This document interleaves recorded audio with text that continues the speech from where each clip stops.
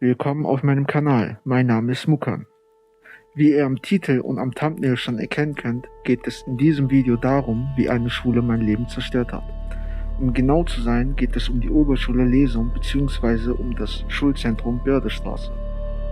Einige warten vielleicht schon länger auf dieses Video oder haben meinen Trailer schon gesehen.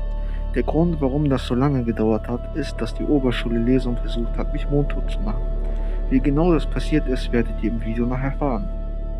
Ich muss unbedingt erwähnen, dass es sich bei diesem Video um keine Drohung handelt. Ich drehe dieses Video nicht, um dem Ruf der Oberschule Lesum zu schaden, sondern um aufzuklären, was an dieser Schule und in Bremer Bildungseinrichtungen falsch läuft. Ich versichere hiermit, dass alle Aussagen im Video der Wahrheit entsprechen. Alle im Video erwähnten Inhalte basieren auf meinen persönlichen Erfahrungen, die ich an der Oberschule Lesum gemacht habe. Ich habe der Oberschule Lesum mehrmals die Möglichkeit gegeben, diesen Fall aufzuklären. Ich spreche jetzt hiermit offiziell zu den Verantwortlichen der Oberschule Lesum. Ihr habt mir keine andere Möglichkeit gegeben, als in der Öffentlichkeit darüber zu berichten. Ihr habt über Jahre hinweg mein Leben zerstört. Das Grundgesetz erlaubt jedem Menschen in Deutschland, seine Meinung frei zu äußern. Außerdem gibt es das Recht auf Pressefreiheit und auf Berichterstattung. Ich werde von diesem Recht Gebrauch machen, um über diesen Fall zu sprechen. Dabei werde ich niemanden drohen und niemanden Schaden zufügen. Ich werde auf diesem Kanal noch weitere Videos veröffentlichen und darüber berichten, was in Bremen und in Deutschland schiefläuft. Ich werde sowohl über politische Themen als auch über Alltagsthemen berichten. Falls ihr nichts verpassen wollt, könnt ihr mich kostenlos abonnieren. Ich muss auch erwähnen, dass ich extra für dieses Video ein Skript angefertigt habe, damit man nicht versucht, mir das Wort im Mund umzudrehen oder mir falsche Tatsachen vorwirft, was in der Vergangenheit leider schon passiert ist. Deshalb muss ich genau aufpassen, was ich von mir gebe.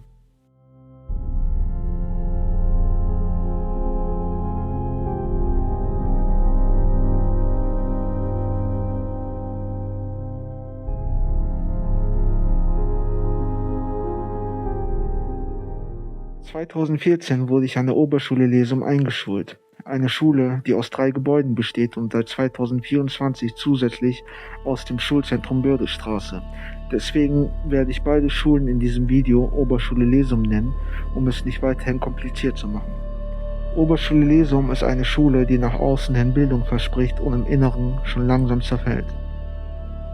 Seit Jahren werden dort tausende Schüler in einem Gebäude unterrichtet, das höchst einsturzgefährdet ist.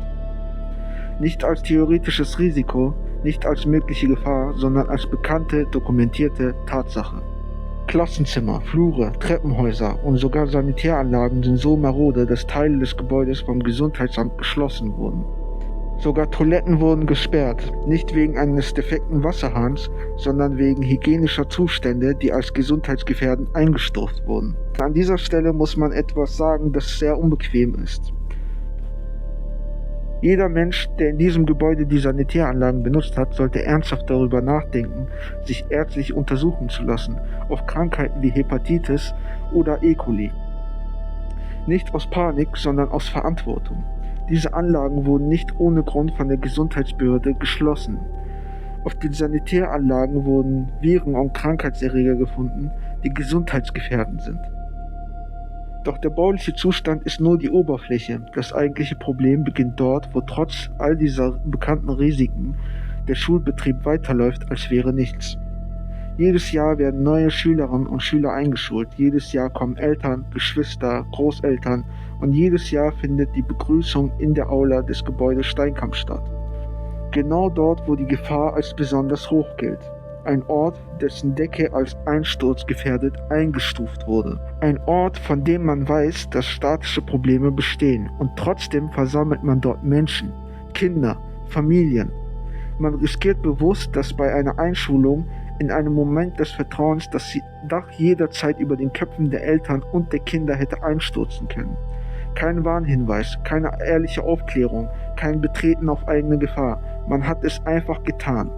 In manchen Räumen dieses Gebäudes ist das Unterrichten offiziell untersagt. Nicht empfohlen, untersagt. Durch verschiedene Ämter, durch offizielle Stellen. Und trotzdem findet dort Unterricht statt. Regelmäßig, still, ohne Dokumentation. Untersagungen werden einfach ignoriert. Obwohl es der Oberschule Lesum versagt wurde, in manchen Räumen zu unterrichten, haben sie es trotzdem getan. Es wurde der Oberschule Lesum untersagt, in diesen Räumen zu unterrichten, da manche Räume nicht belüftet werden können und dort, wie zum Beispiel auf den Sanitäranlagen, gesundheitsgefährdende Erreger gefunden wurden. Warnungen wurden relativiert, Risiken kleingeredet, der Schultag läuft einfach weiter. Als hätte man es hier nicht mit einer tickenden Zeitbombe zu tun, sondern mit einer harmlosen Baustelle. Dabei ist dieses Gebäude nicht einmal besonders alt. Es wurde in den 1970er Jahren errichtet, etwa 1974 fertiggestellt. Nicht einmal 60 Jahre alt. Ein Schulgebäude, das eigentlich noch Jahrzehnte halten sollte. Doch schon beim Bau wurde massiv gespart an Material, an Sicherheit, an Zukunft. Es wurde gefuscht und damit wurde das Leben tausender Schüler riskiert, nur an Kosten zu sparen. Ihr müsst euch das mal vorstellen. Sie haben an Kosten gespart und haben das Leben tausender Schüler einfach in Gefahr gesetzt. Das Gebäude wurde auf einem Untergrund errichtet, das denkbar ungeeignet war. Moorboden, torfhaltige Erde, feuchte, instabile Schichten. Ein Boden, der sich bewegt, der nachgibt, der absackt, und genau das tut er bis heute. Um den Einsturz zu verhindern, wurden im Inneren provisorische Stützpfeiler errichtet. Keine dauerhafte Lösung, keine Sanierung, sondern provisorische Stützen, die die Decke tragen sollen, weil sie es selbst nicht mehr kann. Stellt euch das vor. Die Decke ist einsturzgefährdet und anstatt die Schule zu sanieren und das Gebäude dicht zu machen, hat man dort provisorische Pfeiler aufgestellt, die die Decke davor schützt, einzustürzen. Und dabei werden dort Hunderte von Schülern gleichzeitig unterrichtet. Man nimmt das Risiko einfach hin, dass die Decke jeden Moment einstürzen könnte und Hunderte von Schülern lebendig unter diesem Dach begraben werden. Und draußen auf dem Schulhof liegt der größte Beweis. Moorboden, Moorpflanzen, Torferde. Selbst im Schulhof der Oberschule Lesum kann man auf Überreste des Moores stoßen.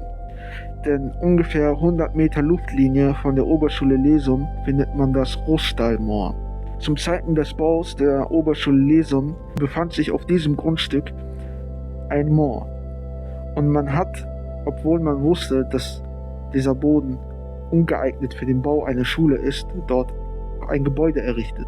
Man wusste schon vorher, dass dieses Gebäude irgendwann einsacken wird. Man nahm die Gefahr einfach hin. Man baute auf einem Moor und riskierte damit das Leben tausender Schüler. Die Ruinen sind kein Symbol, sie sind Realität. Sie stehen für ein System, das Gefahren kennt und sie trotzdem in Kauf nimmt.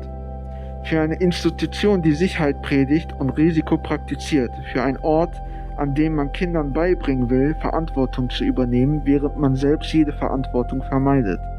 Und das ist nur der Fundament.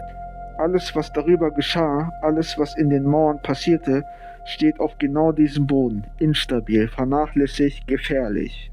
Und das war erst der Anfang.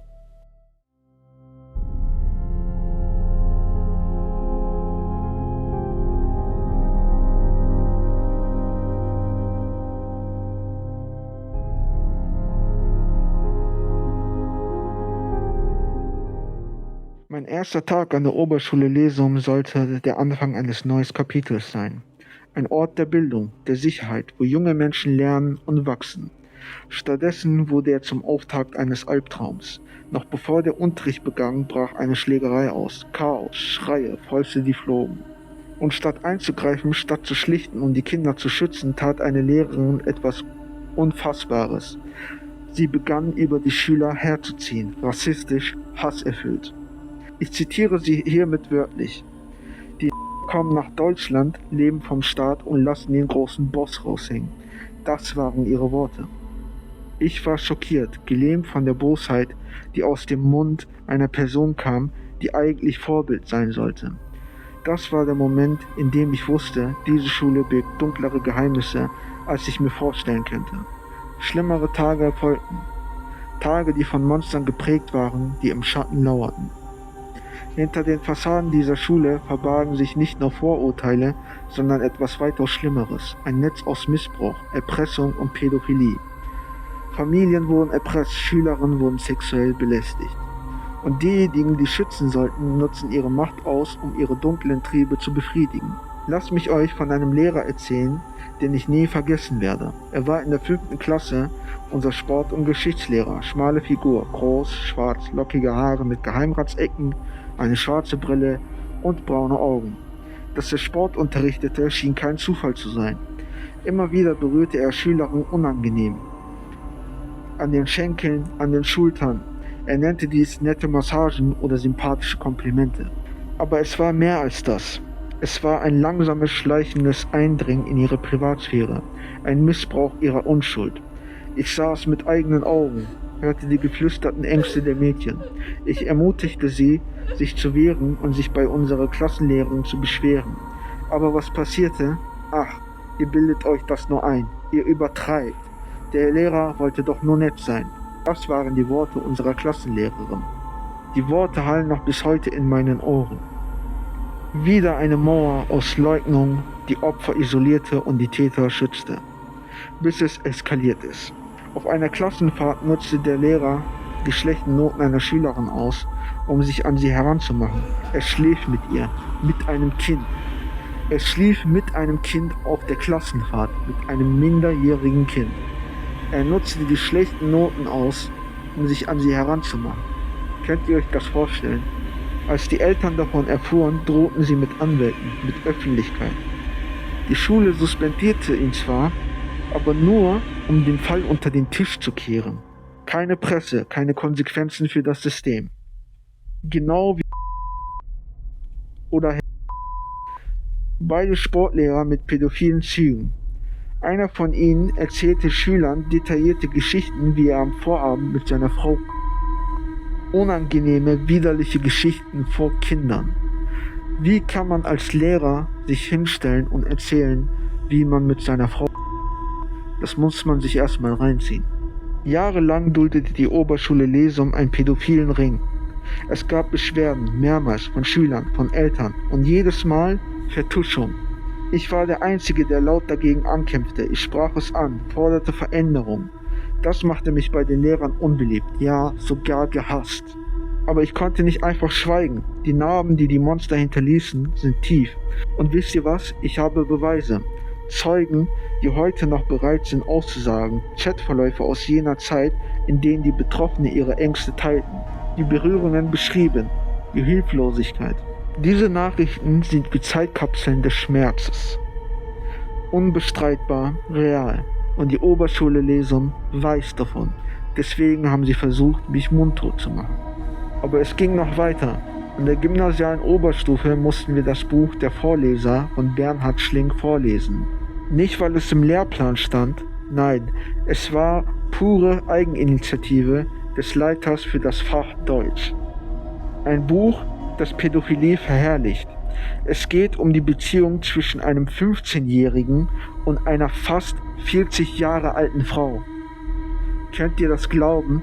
In diesem Buch geht es darum, wie ein 15-Jähriger eine Beziehung zu einer fast 40-jährigen Frau hat. Lasst mich euch einige Zeilen aus diesem Buch zitieren, die wir vor der ganzen Klasse vorlesen mussten. Es fühlte sich an wie eine öffentliche Demütigung, als müssten wir Erotikgeschichten rezitieren. Ich werde euch jetzt einige Zeilen zitieren. Sie hüllte mich von hinten in das Tuch, von Kopf bis Fuß und rieb mich trocken. Dann ließ sie das Tuch zu Boden fallen. Ich wagte mich nicht zu rühren. Sie trat so nah an mich heran, dass ich ihren Rücken und ihren Bauch an meinem Po spürte. Auch sie war... Sie legte die Arme um mich, die eine Hand auf meine Brust und die andere auf mein steifes... Darum bist du doch hier. Ich wusste nicht, was ich sagen sollte. Nicht ja, aber auch nicht nein.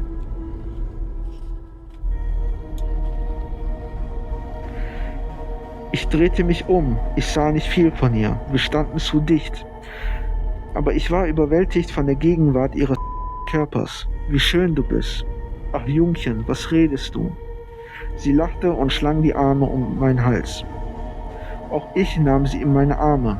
Ich hatte Angst vor den Berührungen, vor den Küssen, davor, dass ich ihr nicht gefallen und nicht genügen würde. Aber als wir uns eine Weile gehalten hatten, ich ihren Geruch, ihre Wärme und ihre Kraft gefühlt hatte, wurde alles selbstverständlich.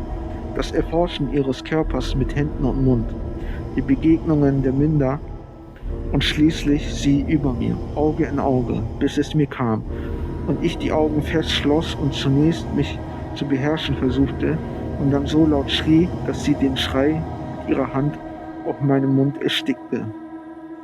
Und noch ein Zitat. In der folgenden Nacht habe ich mich in sie verliebt. Ich schlief nicht tief, sehnte mich nach ihr, träumte von ihr, meinte sie zu spüren, bis ich merkte, dass ich das Kissen oder die Decke hielt.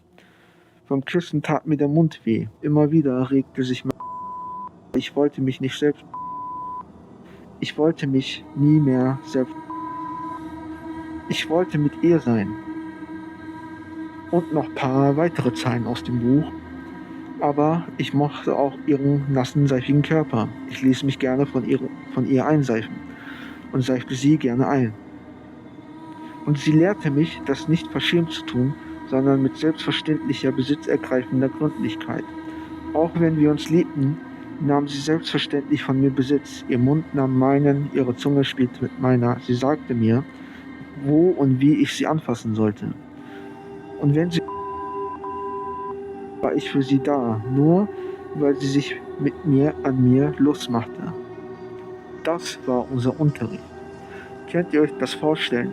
Wir saßen da und mussten vor der ganzen Klasse vorlesen, wie eine fast 40 Jahre alte Frau einen 50-jährigen Jungen. Das war Pädophilie pur. Viele von uns waren minderjährig. Und als Beweis habe ich das Buch. Bernhard Schlink, der Vorleser. Und direkt auf der ersten Seite könnt ihr den Stempel der Schule sehen. Damit wisst ihr, dass ich nicht lüge, sondern die Wahrheit sage. Dieses Buch mussten wir im Unterricht lesen, vor der ganzen Klasse. Es war demütigend. Das war kein Zufall. Das war die Normalisierung des Unnormalen. Das war die Normalisierung der Pädophilie an Schulen. Und dann mussten wir den Film Poor Things gucken. Als Klasse mussten wir ins Kino. Es war wieder keine Lernvorgabe, sondern pure Eigeninitiative der Schule. Ein Film, der wie ein einziges Spektakel wirkt. Unzählige unzensierte Szenen, explizit und roh. Ich erspare euch die Details, weil YouTube mir das nicht erlaubt. Aber stellt euch vor, eine Frau, die Selbstmord begeht, während sie schwanger ist. Das Kind überlebt und man pflanzt sein Gehirn in den Körper der Mutter. Sie hat den Körper einer Erwachsenen, aber den Verstand eines Kleinkindes. Und dann wird sie von Männern... Stellt euch das mal vor. Sie hat zwar den Körper einer erwachsenen Frau, aber den Verstand eines Kleinkindes und die Erwachsenen nutzen das voll aus. Und das wurde offen zur Schau gestellt, ohne Scham. Viele in unserer Klasse waren noch unter 16. Wir saßen da, wir waren gezwungen zuzusehen, während etwas Krankhaftes, Gestörtes vor uns ablief. Das hatte nichts mit Unterricht zu tun. Es war eine Form der Indoktrination, eine Verherrlichung des Missbrauchs. Warum nenne ich dieses Kapitel die Monster? Weil es um Monster geht, die im Schatten lauern, unsichtbar für die Welt, aber real für die Opfer. Die Angst vor diesen Monstern ist nicht nur etwas für Kinder, es greift auch die Eltern an, die hilflos zusehen müssen, wie ihre Kinder an den Schulen missbraucht werden. Die Oberschule Lesum hat versagt. Sie hat versagt, die Kinder vor diesen Monstern zu schützen. Stattdessen hat sie geschützt, die Täter. Und das muss ein Ende haben. Und das muss ein Ende haben. Und wisst ihr, was am schlimmsten ist? Das, was an der Oberschule Lesum passiert ist, steht nicht alleine. Es ist ein Teil eines größeren dunklen Musters, das sich durch das Bremer Bildungssystem zieht. Ein Muster aus Vertuschung, Machtmissbrauch und dem Schutz der Falschen. Nehmen wir das Gymnasium Horn als Beispiel. Dort unterrichtet über Jahre hinweg ein Lehrer, der trotz wiederholter Beschwerden nicht entfernt wurde. Eltern und Schülerinnen meldeten sich immer wieder. Er soll Schülerinnen gedrängt haben, sein Auto in Bikinis zu waschen. bei einem privaten Ausflug im Sommer 2021. Mehrere Mädchen taten es auch noch. Es gibt Zeugen, es gibt sogar Videos, die unter den Schülern kursieren. Sein Wohnmobil nannten sie Bumsmobil. Er trank angeblich viel zu viel, berührte Schülerinnen unangemessen und alles unter dem Deckmantel von Ausflügen oder Nähe. Ich verstehe zwar nicht, warum ein Lehrer die körperliche Nähe zu Schülerinnen suchen muss, aber naja. Und dann kam die schwerste Vorladung. Er hatte eine einvernehmliche Beziehung zu einer 18-jährigen Schülerin. Ungefähr vor 15 Jahren, als sie noch an der Schule war. 20 Mal, wie das Gericht später feststellte. Trotzdem, die Schule und die Behörden reagierten nicht hart genug. Erst 2023 wurde er suspendiert, aber er klagte dagegen und gewann vor dem Oberverwaltungsgericht vorläufig.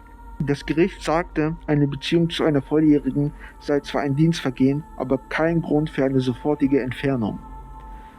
Könnt ihr euch das vorstellen? Es ist zwar ein Dienstvergehen, aber kein Grund für eine sofortige Entfernung. Ich weiß nicht, was mehr Grund ist, einen Lehrer zu entfernen, wenn er eine Beziehung zu einer Schülerin hat. Der Erziehungsauftrag der Schule gelte bei Erwachsenen weniger streng, also muss Bremen ihn weiterhin beschäftigen, nur nicht mehr an einer Schule. Und stellt euch mal vor, Jahre von Beschwerden, Vorfällen, die sich häufen, und der Mann blieb einfach an der Schule. Die Opfer, die Schülerinnen, die missbraucht wurden, die wurden wieder alleine gelassen. Die Schule schützt die Täter, nicht die Betroffenen. Genau wie bei uns in Lesum. Vertuschung statt Konsequenzen. Und es hört nicht bei den Schulen auf. Es reicht bis in die Uni. Denkt an die Epstein-Files. Die Akten von Jeffrey Epstein. Das ein globales Netzwerk aus Macht, Geld und sexueller Ausbeutung aufbaute. In diesen Files taucht Bremen auf. Ganze 26 Mal. Unter anderem in einem Chatprotokoll aus 2018. Epstein, damals 65, schreibt mit einer russischen Frau, die in Bremen ihren Master macht. Er fragt nach sexy Bildern, speziell nach ihrem Hintern. Sie antwortete spielerisch, aber er drängt. Und wisst ihr, was das bedeutet? Epstein hatte Kontakte nach Bremen. Über eine Studentin, die hier studierte. Es war kein Zufall. Es zeigt, sein Netzwerk reichte bis hierher. Und in Bremen, in unser Bildungssystem, fühlt es sich manchmal an, als gäbe es eine Art Filiale davon. Eine Bremer Filiale von Epstein, wo Machtmissbrauch geduldet wird, wo Lehrer oder Dozenten Grenzen überschreiten und wo Institutionen lieber wegschauen, als einzugreifen. Beschwerden werden abgetan, Beweise verschwinden, Opfer werden isoliert. Genau wie in Lesum, genau wie am Gymnasium Horn. Lasst mich euch noch eine andere Geschichte erzählen.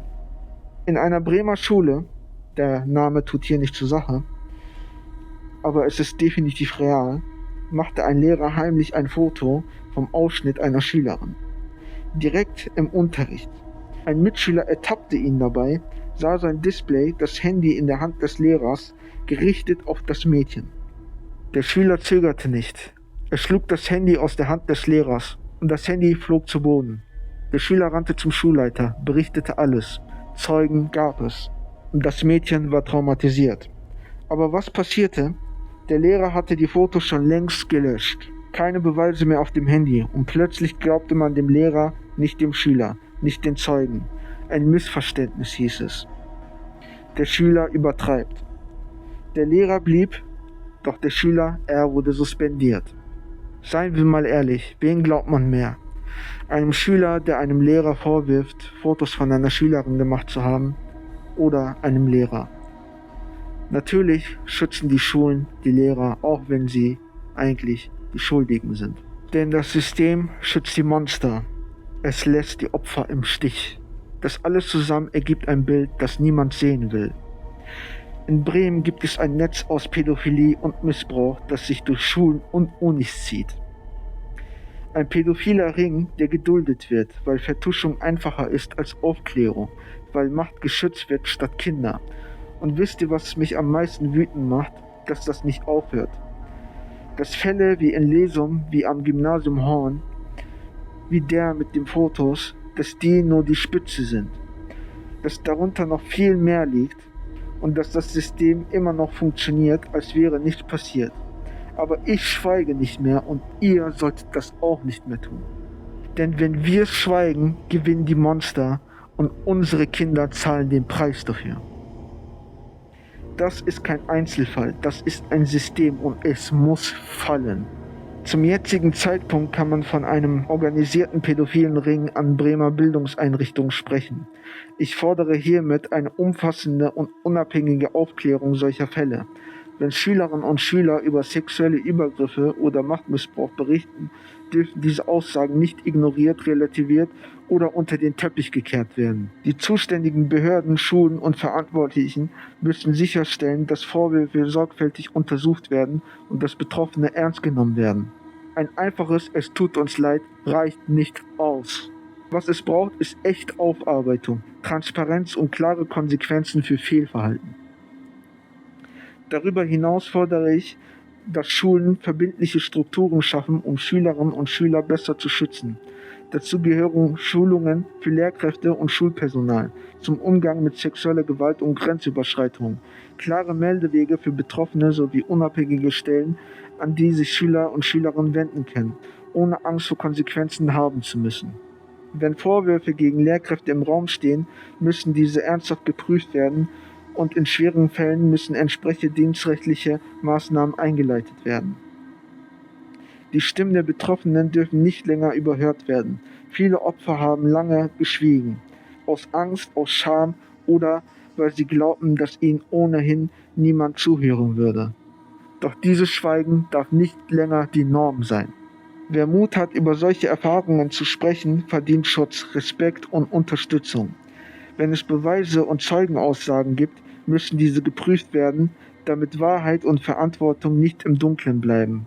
Ich bin bereit, mit zuständigen Stellen zusammenzuarbeiten, wenn das Ziel eine ehrliche und gründliche Aufklärung ist. Nur wenn Probleme offen und konsequent aufgearbeitet werden, kann Vertrauen wieder aufgebaut werden. Schulen müssen Orte der Sicherheit sein.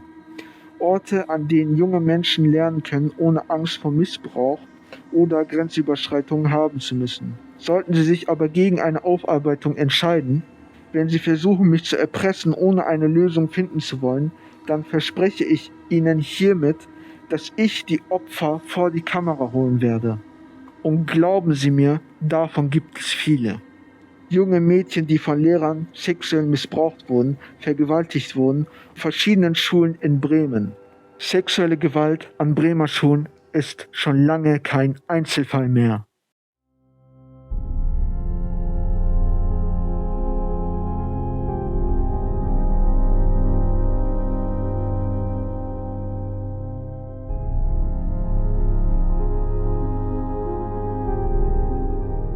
Wenn du glaubst, Mobbing sei nur etwas, das zwischen Schülern passiert, dann muss ich dich leider enttäuschen. An der Oberschule Lesum war Mobbing kein Unfall, kein Ausrutscher und kein Einzelfall. Es war Alltag. Und schlimmer noch, es wurde nicht nur geduldet, es wurde von Lehrern aktiv gefördert. Egal ob 5. Klasse, 10. Klasse, gymnasiale Oberstufe oder andere Bildungsbereiche dieser Schule. Das Muster war immer gleich. Wer auffiel, wer sich wehrte, wer den Mund aufmachte, wurde zum Ziel. Und ich war genau so jemand.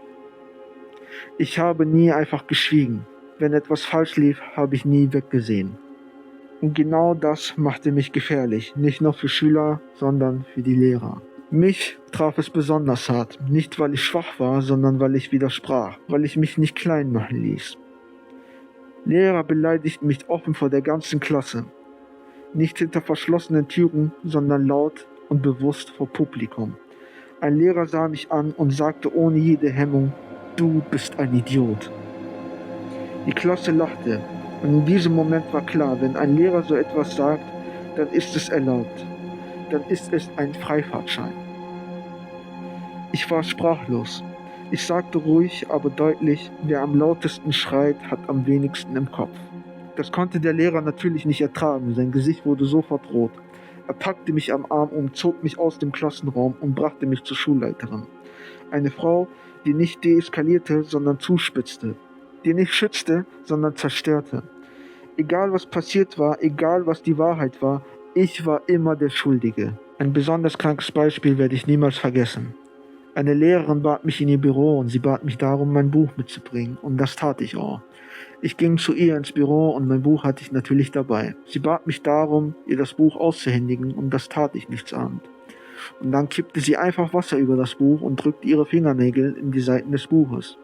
Ich war völlig irritiert und ich verstand nicht, was gerade abging. Dann griff sie zum Telefon und rief bei meinen Eltern an. Ihr Sohn hat ein Schulbuch mutwillig zerstört, Sie müssen es bezahlen. Ich stand daneben, ich sah alles und ich wusste, niemand würde mir glauben. Denn seien wir mal ehrlich, wen glaubt man eher? Einem Schüler, der so eine Geschichte erzählt, oder einer Lehrerin? Das war ein Spiel, Psychospielchen, Manipulation und Einschüchterung, zielgerichtet, um mich zu brechen und um mich zum Schweigen zu bringen. Als die Lehrer an der Oberschule Lesum merkten, dass ich nie meine Fresse halte, haben sie zu solchen Spielchen gegriffen, um mich endgültig mundtot zu machen. Auch wurde ich ohne jeglichen Grund von Klassenfahrten und Ausflügen ausgeschlossen. Nicht, weil ich was getan hatte, sondern um mich zu isolieren und von den anderen Schülern abzukapseln. Und wenn ihr denkt, dass ich übertreibe, gibt es in diesem Fall sogar ein dokumentiertes Beispiel, wo ein Schüler aufgrund von Diabetes von einem Schulausflug ausgeschlossen wurde. Erst als die Mutter dann klagte und diesen Fall öffentlich machte, ruderte die Schule zurück. Nicht aus Einsicht, sondern aus Angst vor einem Shitstorm. Genau dies ist auch der Grund, warum die Rezensionen der Oberschule Lesum deaktiviert sind. Wenn ihr heute bei Google nach Oberschule Lesum sucht, werdet ihr ganz schnell merken, dass man keine Bewertungen mehr hinterlassen kann. Denn in der Vergangenheit kam es schon öfter vor, dass Schüler als auch Erwachsene, Eltern negative Erfahrungen in den Google Maps Bewertungen hinterließen. Sie berichteten von ihren negativen Erfahrungen. Dies gefiel der Schule natürlich nicht. Und einmal wurde die Google Maps Seite von der Oberschule Lesum sogar gehackt. Er übernahm die Kontrolle der Google Maps Seite und benannte die Schule um. Dieses Verhalten der Lehrer machte mich klar zur Zielscheibe. Ich wurde zur Lachnummer. Und was Lehrer vormachen, machen die Schüler nach. Das ist natürlich klar. Das Mobbing eskalierte. Es wurde zu einer Hetzjagd. Eines Tages griff mich ein Schüler an, der Kampfsport betrieb. Er attackierte mich hinterhältig. Ich hatte keine Wahl, außer mich zu verteidigen. Als letzten Ausweg aus einer Situation ohne Ausweg. Als er merkte, dass ich mich wehrte, rannte er zum Lehrer und schrie: Er hat mich angegriffen, er hat mich geschlagen, und er hat es so hingestellt, als hätte ich ihn angegriffen, obwohl es genau andersrum war. Er hatte mich angegriffen und ich hatte mich lediglich verteidigt. Der Lehrer kam, sah mich an und schrie mich sofort an, ohne eine Frage zu stellen, ohne zu fragen, was los gewesen ist. Er beleidigte mich sofort, ohne eine einzige Frage zu stellen. Ein Mitschüler stand auf und sagte, er hat ihn zuerst angegriffen und er hat sich nur verteidigt. Er nahm mich in Schutz.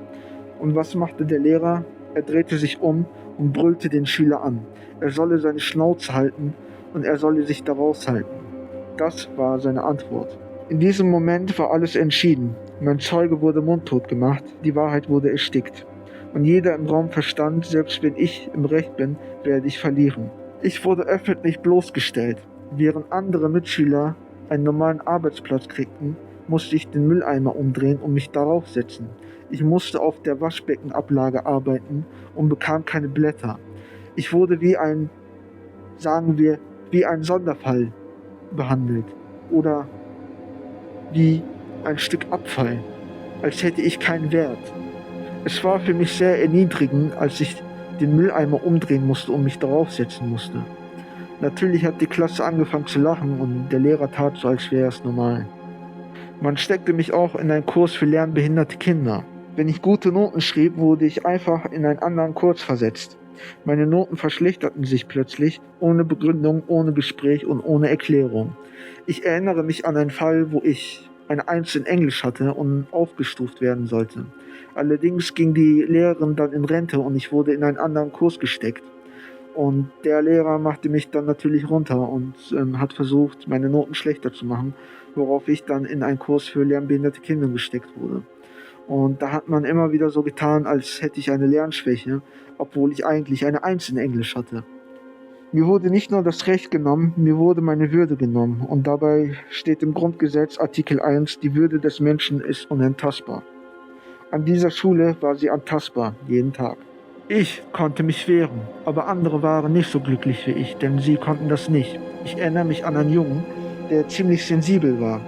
Er war klein und zerbrechlich, sein Vater war früh gestorben und das machte ihn zu einer Zielscheibe. Nicht nur für die Schüler, sondern für die Lehrer. Im Kunstunterricht sollten wir einen Drachen malen und der Junge gab sich echt viel Mühe dabei. Und als er dann fertig war, zeigte er dem Lehrer sein Ergebnis. Als der Lehrer sein Bild sah, sagte er laut: „Was ist das denn?" Der Schüler antwortete leise: „Ein Drache." Der Lehrer fing an zu lachen vor der ganzen Klasse. Das soll ein Drache sein? Der ist so fett, so ein fetter Drache kann nicht einmal fliegen. Das war seine Antwort. Dann riss er das Bild vor der ganzen Klasse auseinander und sagte: „Mal es neu, aber diesmal etwas Anständiges, was nicht so peinlich ist." Daraufhin fing die Klasse an zu lachen und der Junge fing an zu weinen. Ich erinnere mich auch an ein Mädchen, das Gollum genannt wurde, nur weil sie schielte. Die Schüler machten daraus ein Spiel. Jemand musste sie anfassen und hatte somit den Gollum-Virus. Derjenige musste dann andere verfolgen und berühren, um den Virus weiterzugeben. Wenn derjenige dann jemanden berührt hatte, hatte der den Gollum-Virus und musste das dann wieder an jemand anderes weitergeben. Und so ging das immer fort. Sie nahm ihr alles, sie nahm ihr die Würde, ihre Stimme, ihre Sicherheit. Sie hatte nur eine Freundin, die sie verteidigte. Und diese Freundin hatte ein Muttermal im Gesicht. Und wenn sie ihre Freundin versucht hatte zu verteidigen, dann sagten die Schüler sowas Ähnliches wie: „Wisch dir die Scheiße aus dem Gesicht" oder „Hast du Scheiße gegen den Ventilator geworfen?" Ich erinnere mich auch an einen ganz besonders grausamen Fall, an einen sehr herzzerreißenden Fall. Und genau hier sollten besonders die Eltern zuhören, denn das, was ich jetzt sage, ist sehr wichtig. Es gab ein Mädchen, sie war eine Schülerin der Oberschule Lesum und sie nahm sich das Leben. Sie nahm sich das Leben, weil sie gemobbt wurde an der Oberschule Lesum. Das müsst ihr euch mal auf der Zunge zergehen lassen. Sie wurde über Jahre hinweg an der Schule gemobbt und nahm sich dann letztendlich das Leben. Und das hat die Oberschule Lesum jahrelang geduldet. In meinem Fall eskalierte alles vollständig. Es wurde eine Hetzkampagne gestartet, eine regelrechte Jagd. Schüler schnitten mir den Weg auf dem Schulweg ab, suchten mich in meiner Freizeit und zingelten mich. Sie merkten, dass ich mich wehrte und kamen dann mit 10, 15 Leuten. Und ich war alleine. Natürlich konnte ich mich wehren, aber wenn mich 10, 15 oder mehr Leute umzingeln, gegen so viele Menschen kann sich selbst ein Rambo nicht verteidigen. Sie machten Fotos und Videos von mir. Sie teilten sie in WhatsApp-Gruppen und verbreiteten meinen Standort. Fremde Erwachsene tauchten auf. Sie kamen zur Schule und das Schlimmste ist, sie fragten einer Lehrerin, wo ich mich aufhielt. Und diese Lehrerin teilte diesen fremden Erwachsenen auch noch mit, wo sie mich finden werden. Obwohl fremde Menschen das Schulgebäude nicht betreten dürfen, verriet die Lehrerin ihnen, wo ich mich aufhielt und gab denen auch noch Tipps. Nach diesen Vorfällen wurde ich paranoid. Ich hatte Angst rauszugehen. Ich schloss mich zu Hause ein. Ich schwänzte die Schule und der jahrelange Stress zerstörte meinen Körper. Es begann schleichend und dann übernahm es alles. Schmerzen überall, jeden Tag. Es fühlte sich so an, als würde ich sterben. Und der Tod schien manchmal wie eine Erlösung. Die Krankheit heißt Fibromyalgie, Blutwerte normal, Knochen gesund, Muskel gesund und trotzdem Schmerzen, überall. Wie ein Schatten, der deinen ganzen Körper übernimmt. Ich nahm Medikamente wie Tramadol, Tilidin und Pregabalin, nicht um heil zu sein, sondern um überhaupt leben zu können. Und als Beweis habe ich hier die ganzen Medikamente, die ich über Jahre hinweg genommen habe.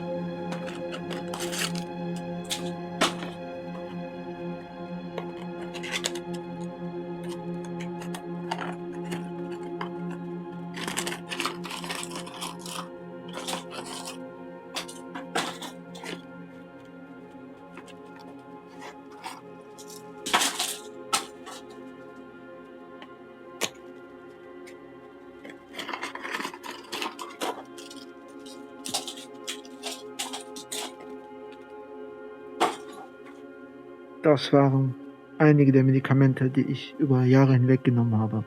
Wegen meiner Krankheit, die wegen dem ganzen Stress an der Oberschule Lesum entstanden sind.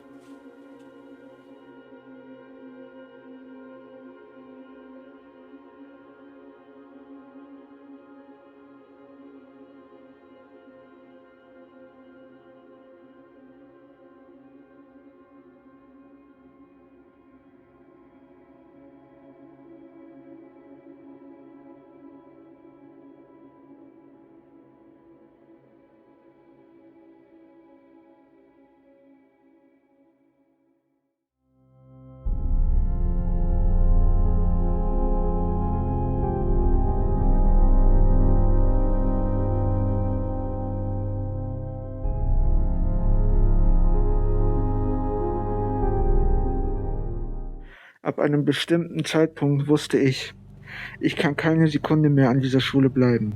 Die Oberschule Lesum ist kein Ort, den man einfach verlässt. Sie ist ein Schatten und ein Schatten folgt dir. Er taucht nicht plötzlich auf. Er schleicht sich an, legt sich lautlos hinter dich, wächst mit jedem Schritt, den du glaubst, nach vorne zu gehen. Du spürst ihn im Nacken, auch wenn du dich nicht umdrehst. Dieser Schatten hat Klauen. Er umschlingt dich, nicht auf einmal, sondern langsam. Er zieht sich enger, je mehr du versuchst, dich zu wehren. Er will nicht nur kontrollieren, er will besitzen. Er will dich brechen, unterwerfen, aussaugen, bis von dir nichts mehr übrig bleibt als eine Hülle. Du atmest noch, du gehst noch, du funktionierst noch, aber leben, das tust du schon lange nicht mehr. Der Schatten raubt dir all deine Kraft, deine Hoffnung, deine Lebensfreude. Tag für Tag nimmt er dir ein Stück von dir selbst, bis du in den Spiegel schaust und erkennst, dass du nur noch das bist, was er aus dir gemacht hat. Ein Schatten deiner selbst. Ich dachte, ich wäre frei. Ich dachte, mit einem Schulwechsel hätte ich ihn abgeschüttelt. Aber manche Schatten gehen nicht weg, nur weil man den Ort verlässt, an dem sie entstanden sind. Und genau das ist passiert. Als ich 2019 an diesem Punkt angekommen war, war ich innerlich leer. Ich funktionierte noch, aber ich lebte nicht mehr. Ich stopfte mich mit Medikamenten voll, schloss mich zu Hause ein und zog mich immer weiter zurück, weil mein Körper und mein Kopf nicht mehr konnten. Für mich stand fest, ich musste diese Schule verlassen. Nicht irgendwann, sofort. Ein Schulwechsel war keine Option mehr, sondern die einzige Chance zu überleben. Ich nahm Kontakt zur Schulleitung der Oberschule Helsinki auf. Das Gespräch war ruhig, sachlich, respektvoll. Man sagte mir klar, ein Schulwechsel ist kein Problem. Wir haben Platz, wir können Sie aufnehmen. Es gab nur eine formale Hürde.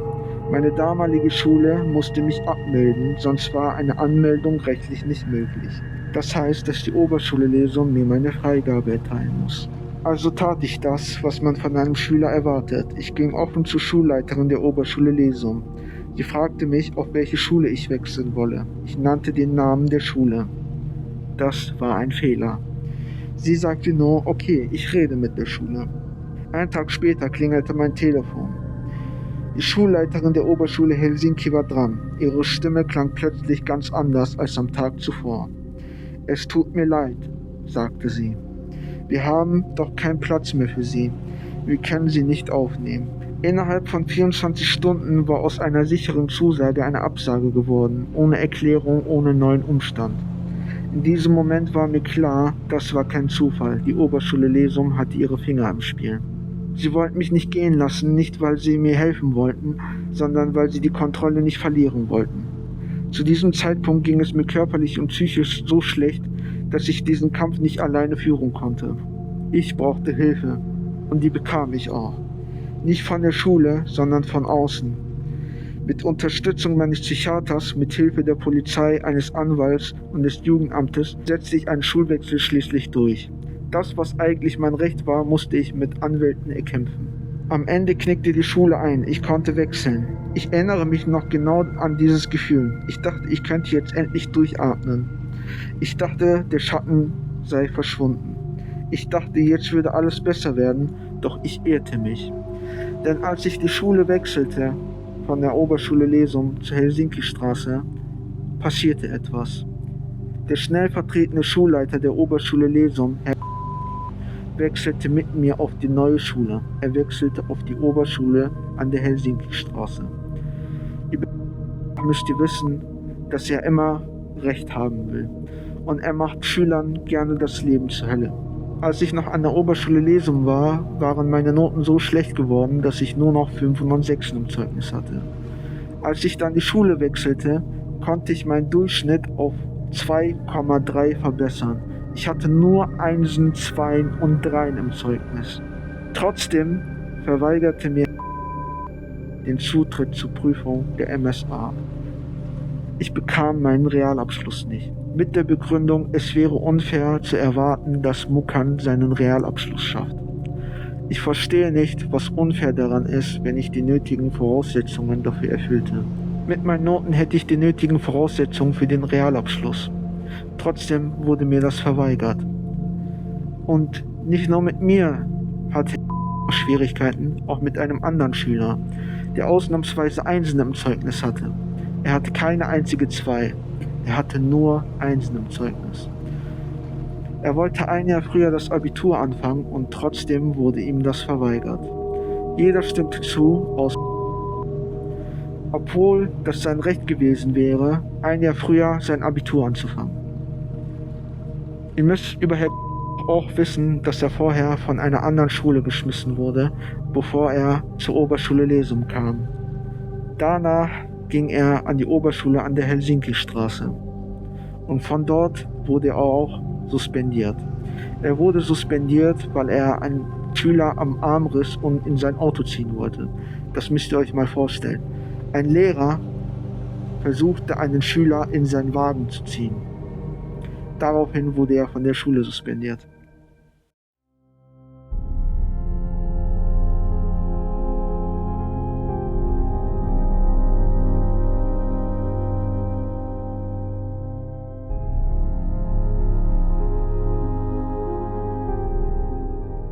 Nun stand ich also da, mitten im Leben, jedoch ohne Realabschluss. Ich war gezwungen zu improvisieren, während sich Heuchler um mich herum versammelten. Es gibt immer diese Leute, diese Besserwisser, die einem sagen wollen, dass sein Hauptschulabschluss doch auch etwas Gutes sei. Sie sagen, es sei völlig ausreichend für ein erfolgreiches Leben. Aber wisst ihr was diese Leute völlig ignorieren? Sie ignorieren, dass ich jede Voraussetzung für den Realabschluss erfüllte. Ich hatte jedes Recht dazu, diese Prüfung abzulegen und trotzdem wurde ich ignoriert. Man hat mir den Zutritt zur Prüfung einfach verwehrt, ohne Rücksicht auf meine Zukunft.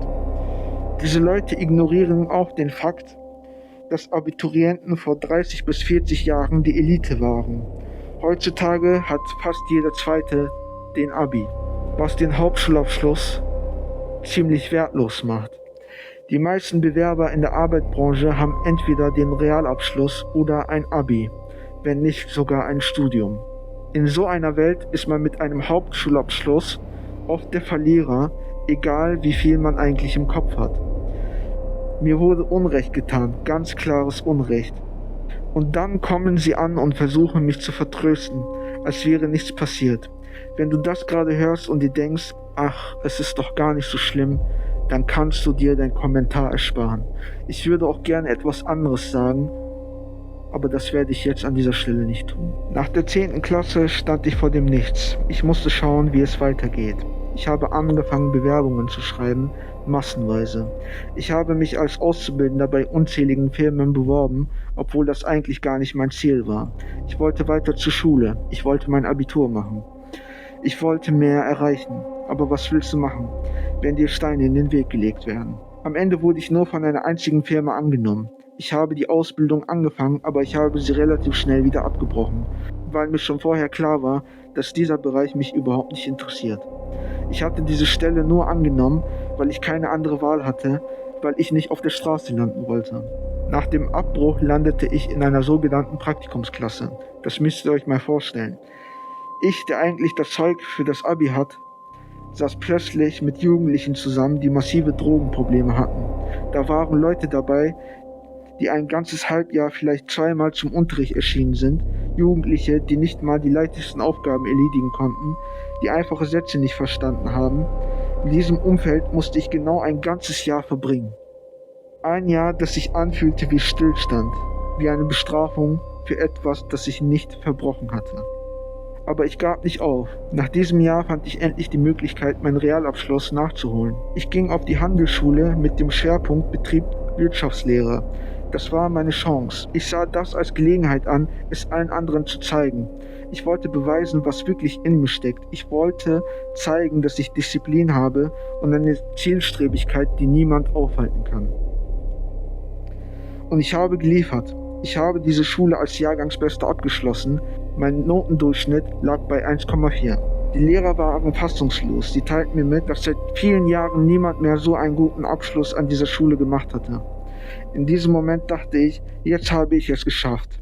Jetzt stehen mir alle Türen offen. Mit dem Realabschluss in der Tasche fing ich im Jahr 2023 mit dem Abitur an. Und genau hier, in diesem Punkt, wurde alles noch viel schlimmer, als ich mir jemals hätte vorstellen können.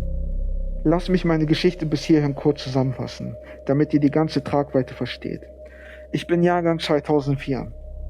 Im Jahr 2010 wurde ich eingeschult, ganz normal in der Grundschule. 2014 kam ich dann an die Oberschule Lesum. Dort fing das Elend an. Ich saß mindestens ein Jahr lang nur zu Hause. Nach 2020 fing ich die Ausbildung an, die ich abbrach. Danach kam ich in die Praktikumsklasse. Erst 2021 konnte ich auf Umwegen meinen Realabschluss machen. Rechnet das mal nach. Das sind mindestens 3 Jahre meines Lebens einfach so verloren gegangen. 3 Jahre, in denen ich hätte viel weiter sein können. Obwohl ich die Handelsschule als Jahrgangsbester abgeschlossen hatte, bekam ich zuerst keinen Platz fürs Abitur. Und wisst ihr warum? Weil man die meisten freien Plätze an Ukrainer vergab. Versteht mich nicht falsch, diese Leute sind vielleicht vor Krieg geflohen, aber durften ohne jeglichen Nachweis einfach ein Studium oder Abitur anfangen. Und die Leute, die hier jahrelang gelernt hatten, haben einfach keinen Schulplatz bekommen. So gingen insgesamt 4 Jahre meines Lebens verloren. Erst 2023 konnte ich endlich mein Abitur am Schulzentrum Bödestraße anfangen. Jetzt werden sich natürlich einige von euch fragen, warum ich an die Oberschule Lesum zurückgekehrt bin, wenn ich so viele Probleme damals an dieser Schule hatte. Und die Antwort ist eigentlich ganz einfach. Die Bödestraße war bis zum Jahr 2023 in der Öffentlichkeit eine weitgehend unabhängige Schule. Nach außen hin hat diese offiziell nichts mit der Oberschule Lesum zu tun. Was viele aber nicht wussten, hinter den Kulissen gab es schon lange die Pläne, die Bödestraße an die Oberschule Lesum einzugliedern. Man wollte den Standort Steinkamp zur Bödestraße verlegen, weil das Gebäude im Steinkamp komplett marode ist. Es ist eine Schande, dass man Kinder überhaupt in so einem Gebäude unterrichtet. Aber kurz vorher entschied man sich doch dagegen und der Standort Steinkamp ist bis heute noch geblieben. Dann kam das Jahr 2023, an dem ich mein Abi anfangen wollte. Und genau da geschah etwas Unfassbares. 2 Schüler zündeten das Gebäude am Heisterbusch an. Das war das Ende für diesen Standort. Alle wurden in die Bödestraße verlegt. Die Oberschule Lesum wurde plötzlich zentral von der Bödestraße aus geleitet. Und hier passierte das Unglaubliche. Lehrer der Oberschule Lesum, die bisher nur Erfahrungen mit Kindern der 5. bis zur 10. Klasse hatten, fingen plötzlich an, Abiturienten zu unterrichten. Sie hatten keine gültige Zulassung für die Oberstufe, sie hatten keine Erfahrung mit dem Stoff des Abiturs, sie wurden einfach auf uns losgelassen. Das war die Rückkehr in die Hölle. Die ersten Tage im Schulzentrum Bödestraße fühlten sich exakt so an wie damals in der Oberschule Lesum. Nichts hatte sich geändert. Die Atmosphäre war giftig. Ein perfektes Beispiel war der Matheunterricht bei einem Lehrer namens. Ich erinnere mich noch genau daran, wie er die Anwesenheitsliste durchging und den Namen einer arabischen Schülerin vorlas. Vor der ganzen Klasse fragte er die Schülerin dann, ganz trocken, ist dein Onkel kriminell? Könnt ihr euch das vorstellen, dass ein Lehrer einer Schülerin so eine Frage stellt, ist dein Onkel kriminell, nur weil die Schülerin einen arabischen Nachnamen hatte? Bei einem anderen Schüler wiederum, der vorher das Gymnasium besuchte, sagte, das sagt bestimmt sehr viel über dein Elternhaus aus. Es war vom ersten Tag an klar, dass dieser Mann bis oben hin voll mit Vorurteilen steckte. Und diese Vorurteile wirkten sich direkt auf unsere Noten aus. Ich bin wirklich nicht der Typ, der bei jeder Kleinigkeit mit der Nazi-Keule schwingt, aber wenn man die vorbildlichste Schülerin nur aufgrund ihres Nachnamen abstempelt, dann ist das ganz klarer Rassismus.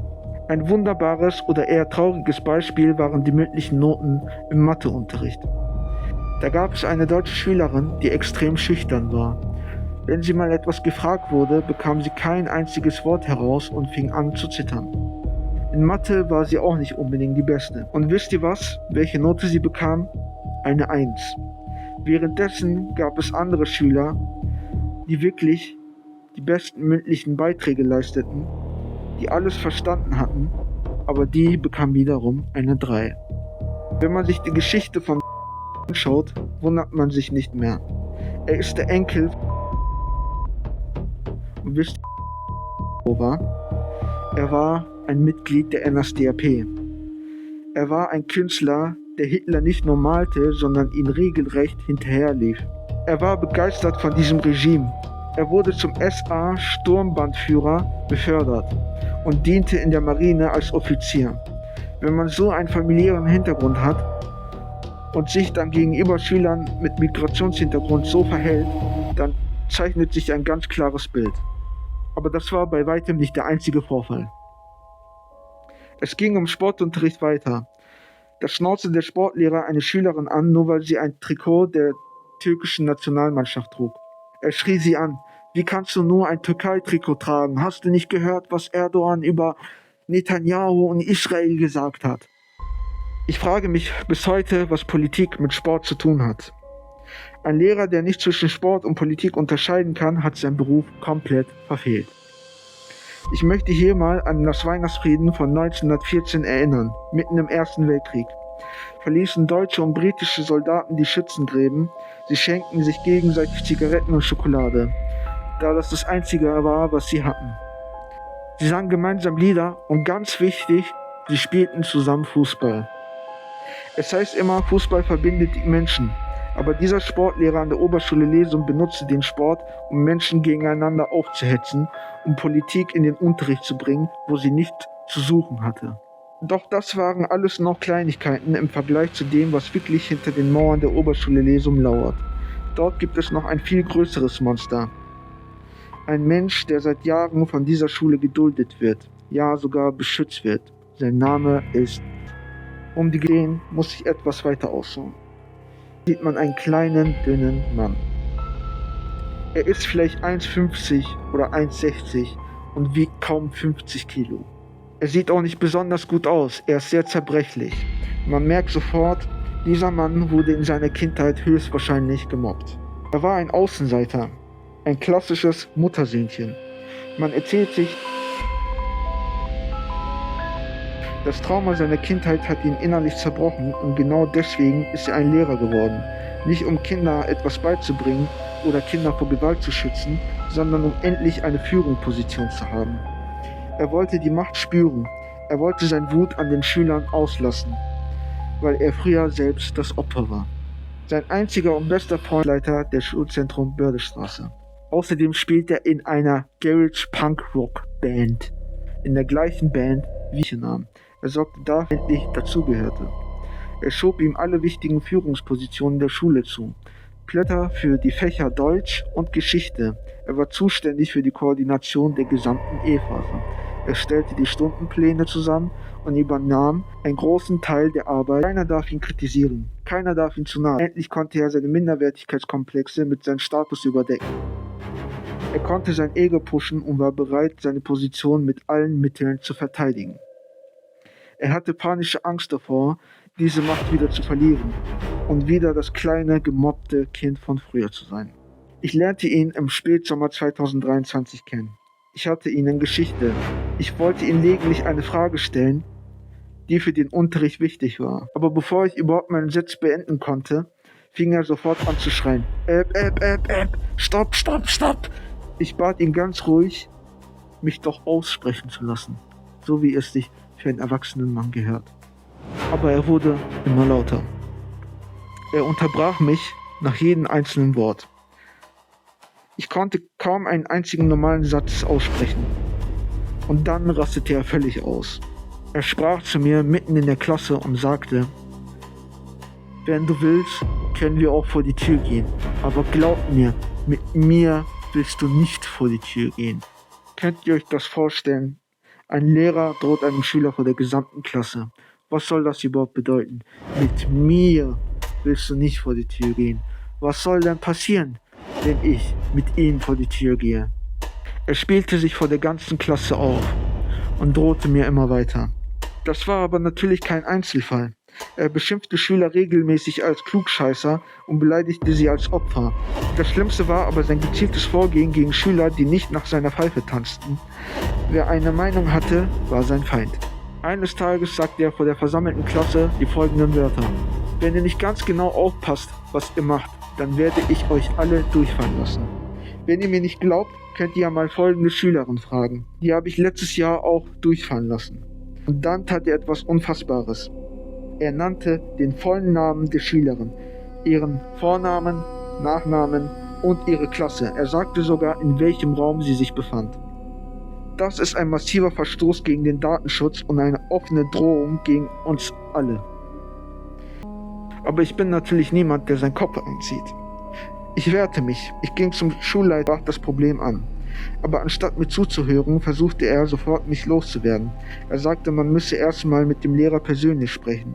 Ich entgegnete ihm, dass ich schon mehrfach versucht hatte, mit dem Lehrer persönlich zu reden, aber dass er völlig uneinsichtig ist. Dann behauptete der Schulleiter plötzlich, er sei gar nicht der richtige Ansprechpartner. Und da frage ich mich, wenn man Probleme mit einem Lehrer hat, wer ist dann der richtige Ansprechpartner?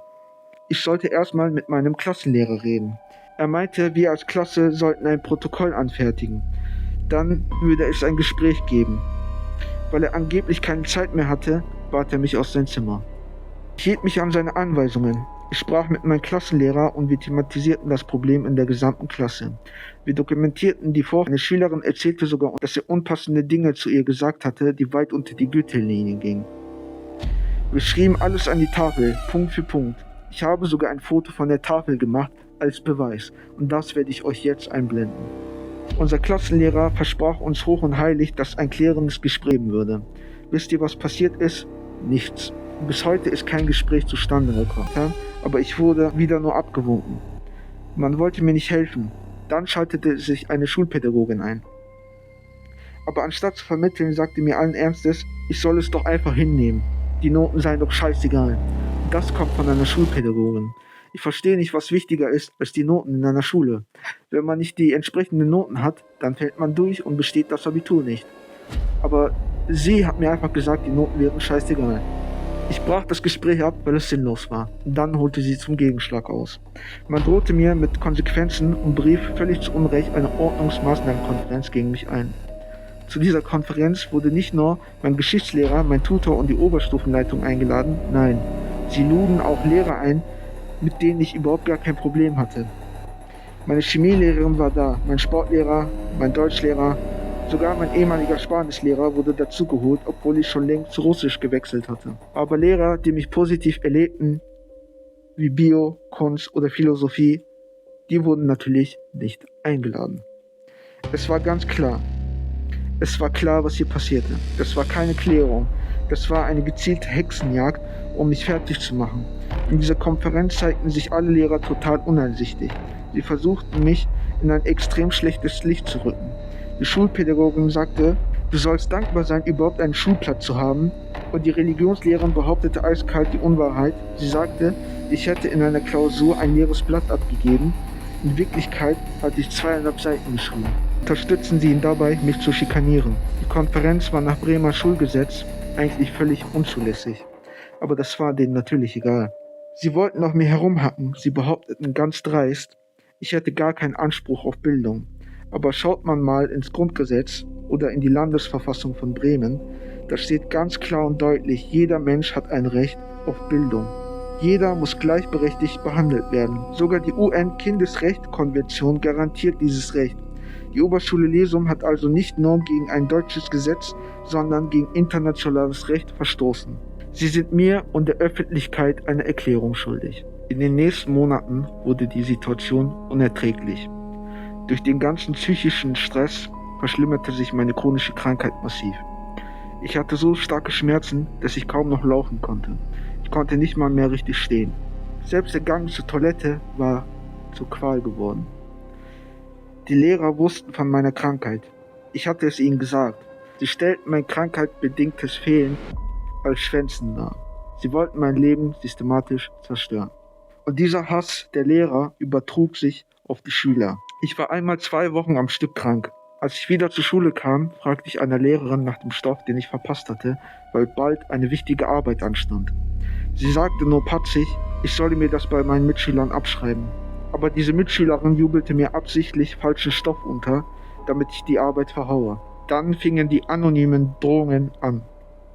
Über Instagram, über anonyme Telefonnummern. Es ging so weit, dass mir Schüler ganz offen mit Waffen drohten. Ich hatte Angst um mein Leben. Im Dezember 2014 reichte es mir. Ich rief bei der Senatorin für Bildung in Bremen an. Ich schilderte meinen Fall und sagte klipp und klar, ich muss die Schule wechseln. Ich werde bedroht, mein Abschluss ist in Gefahr und ich fühle mich hier nicht mehr sicher. Ich sprach mit einem gewissen von der Schulaufsicht. Er gab mir recht und sagte, in seinem Härtefall sei ein Wechsel möglich. Ich bat ihn inständig, bitte sprechen Sie nicht mit meiner Schule drüber. Ich weiß, dass Sie das blockieren werden. Das war mir nämlich 2018 passiert, als ich zur Oberschule Helsinki wechseln wollte. Versprach mir hoch und heilig, dass er nichts ohne mein Einverständnis tun würde. Ich hatte sogar schon eine andere Schule, die mich aufgenommen hätte, wenn die Behörde zugestimmt hätte. Aber es war alles gelogen. Trotz seines Versprechens kontaktierte eine Schule und plötzlich hieß es von der Schulbehörde, ein Schulwechsel ist doch nicht möglich. Die Schulbehörde hat mich eiskalt verraten.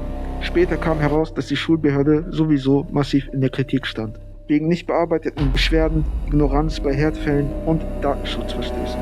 Die Schulbehörde und die Schulen machten gemeinsame Sache gegen die Schüler.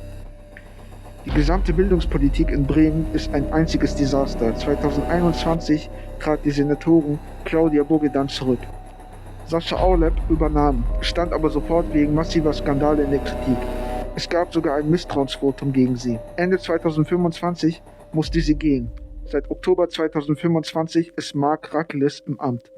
Und auch er steht schon unter Beschuss. Seit 1945 stellt die SPD die Bildungssenatoren in Bremen.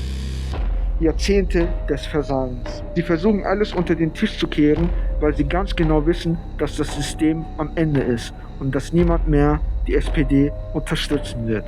Die Oberschule Lesum hat jahrelang versucht, mich zu unterdrücken. Sie haben mich krank gemacht.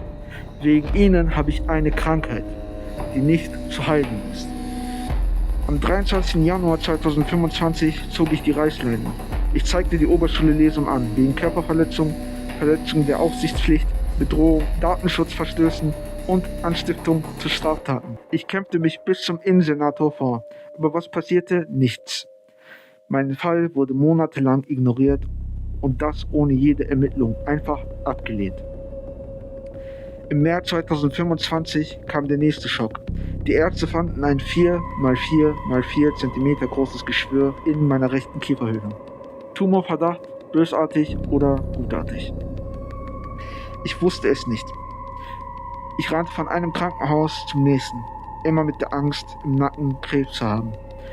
Das war mein absoluter Zusammenbruch. Ich konnte nicht mehr zur Schule gehen. Ich wurde dort bedroht, meine Gesundheit war ruiniert, ich musste meinen Schlussstrich ziehen. Im Sommer 2025 wurde ich 2-mal unter Vollnarkose operiert. Die zweite Operation dauerte sogar 6 Stunden. Zum Glück war es aber kein Krebs, sondern nur, in Anführungsstrichen, eine riesige Zyste, die durch einen ärztlichen Fehler entstanden war. Aber wisst ihr, was am schlimmsten war? Selbst im Krankenhaus ließen sie mich nicht in Ruhe. Schüler der Oberschule Lesum riefen mich mit anonymer Nummer an und bedrohten mich, während ich halbtot im Krankenhaus lag. Diese Schule hatte mein Leben zur Hölle gemacht. Sie haben auf mich eingetreten, als ich am Boden lag. Aber es war noch lange nicht vorbei. Im Oktober 2025 geschah etwas, das jede Grenze überschritt. Ich bekam einen Brief von der Familienkasse, daran stand, die haben von Tatsachen Kenntnis erlangt, die zum rückwirkenden Wegfall des Anspruchs auf gezahlte Gelder führen. Die Schule hatte mich bei der Bundesagentur für Arbeit gemeldet. Sie stellten es so dar, als hätte ich betrogen, als wäre ich gar kein Schüler mehr gewesen. Sie verlangten unfassbare 6.000 € von mir zurück. Sie wollten mich komplett vernichten. Erst die Bildung, dann die Gesundheit und jetzt auch noch der finanzielle Ruin. Ich war völlig hoffnungslos. Niemand half mir. Nicht die Polizei, nicht die Staatsanwaltschaft, nicht die Schulbehörde. Ich fühlte mich wie ein Tier, das in die Enge getrieben wurde. Also entschied ich mich für den letzten Ausweg: Social Media. Am 28. Oktober 2025 kündigte ich an, meinen Fall öffentlich zu machen. Ich postete ein Video, ich nannte keine Namen, ich drohte niemanden. Und doch stand am nächsten Tag die Polizei vor meiner Tür. Eine Gefährdenansprache, sagten sie. Ich sollte aufhören, über die Schule zu posten. Ich sagte ihnen, ich habe eine Anzeige erstattet und ihr habt mir nicht geholfen. Jetzt nutze ich mein Recht auf freie Meinung. Ich fragte, ob ich mich strafbar gemacht hätte. Die Polizei sagte nein. Also machte ich weiter. Schüler erzählten mir später, dass die Schule mich wie ein Amokläufer dargestellt hatte. Sie haben so massiv übertrieben, dass die Psychologen und Seelsorger für die anderen Schüler bereitstellten, um sie vor mir zu schützen. Ich wurde als Terrorist dargestellt, nur weil ich die Wahrheit sagte. Ein paar Wochen später stand die Polizei wieder vor meiner Tür. Diesmal drohten sie mir ganz direkt. Sie sagten, ich würde vom Staatsschutz beobachtet werden. Wenn ich nicht aufhören würde, würden sie mir mein Handy und alle meine digitalen Geräte wegnehmen.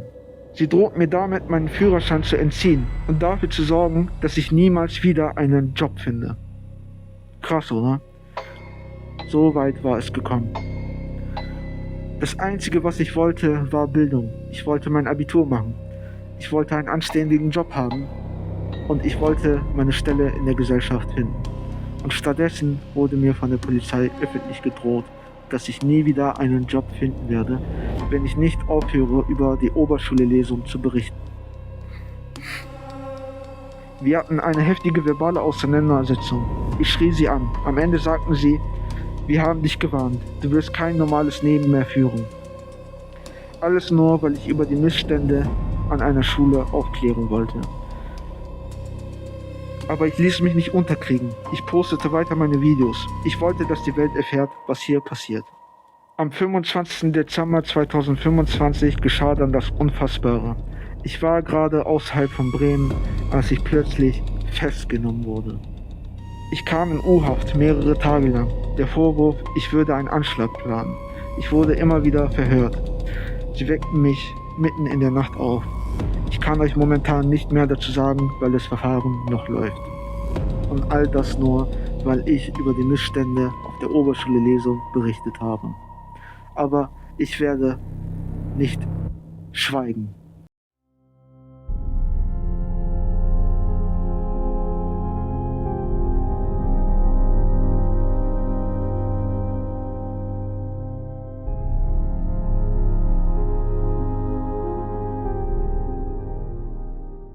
Die Oberschule Lesum hat nicht nur mein Leben zerstört, sie hat auch das Leben unzähliger junger Menschen zerstört.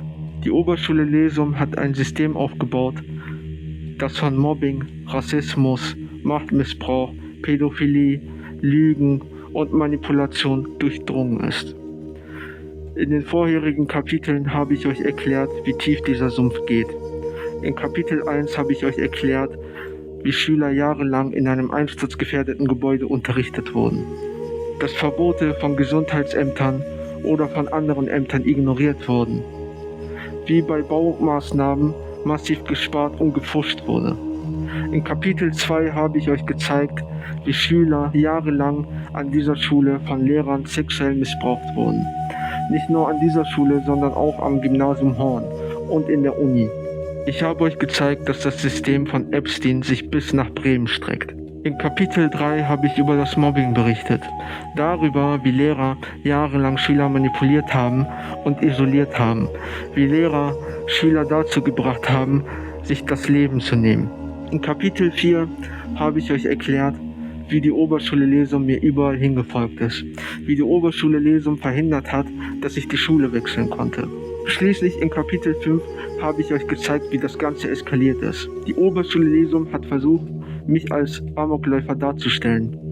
Sie hat die Polizei vor meine Tür geschickt und mich sogar verhaften lassen. All das nur, weil ich über das System der Oberschule Lesum berichtet habe. Nun spreche ich zu euch, zu den Verantwortlichen der Oberschule Lesum. Ich weiß, dass ihr dieses Video wieder sehen werdet, dass euch einige über dieses Video berichten werden. Ich fordere euch hiermit auf, diesem Chaos ein Ende zu setzen. Ich fordere euch auf, mir ein Schmerzensgeld in Höhe von 100.000 Euro zu zahlen. Dies ist keine Drohung. Ich fordere nur ein Schmerzensgeld, weil ihr mein Leben zerstört habt. Ich fordere eine Wiedergutmachung. Ich fordere euch, meinen Ruf reinzuwaschen, den ihr als Amokläufer beschmutzt habt. Ihr habt mir vorgeworfen, ich würde einen Amoklauf an eurer Schule planen, nur weil ich über diese Fälle aufklären wollte. Ihr wisst ganz genau, dass ich euch schon angezeigt habe. Ihr wisst ganz genau, dass es für euch nicht gut aussieht.